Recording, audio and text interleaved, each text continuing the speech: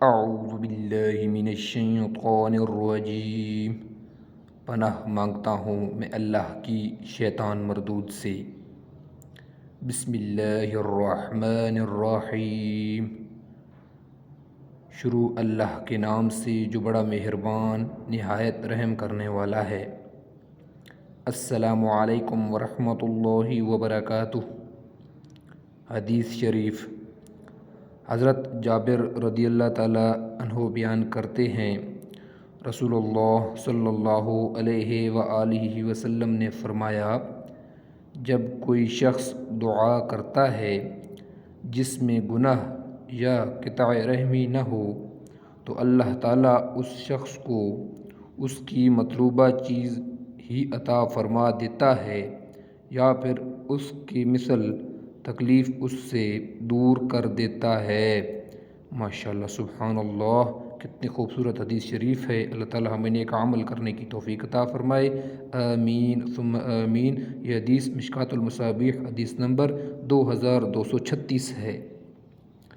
حضرت ابو ہریرہ رضی اللہ تعالیٰ عنہ بیان کرتے ہیں، رسول اللہ صلی اللہ علیہ وآلہ وسلم نے فرمایا، جس شخص کو پسند ہو کہ مشکلات و مصائب کے وقت اللہ تعالیٰ اس کی دعا قبول فرمائے تو پھر اسے چاہیے کہ وہ خوشحالی میں کثرت سے دعائیں کرے۔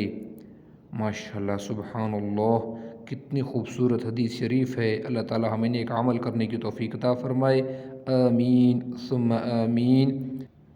یہ حدیث مشکوٰۃ المصابیح حدیث نمبر 2240 ہے۔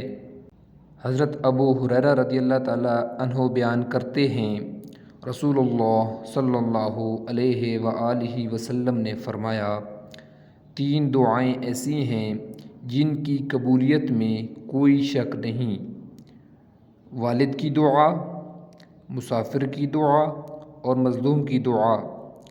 ماشاءاللہ، سبحان اللہ، مشکوٰۃ المصابیح حدیث نمبر 2250۔ حضرت انس رضی اللہ تعالیٰ عنہ بیان کرتے ہیں، رسول اللہ صلی اللہ علیہ وآلہ وسلم نے فرمایا، تم میں سے ہر شخص کو اپنی تمام ضرورتیں اپنے رب سے مانگنی چاہیے، حتیٰ کہ جب اس کے جوتے کا تسمہ ٹوٹ جائے تو اس کے بارے میں بھی اسی سے سوال کرنا چاہیے۔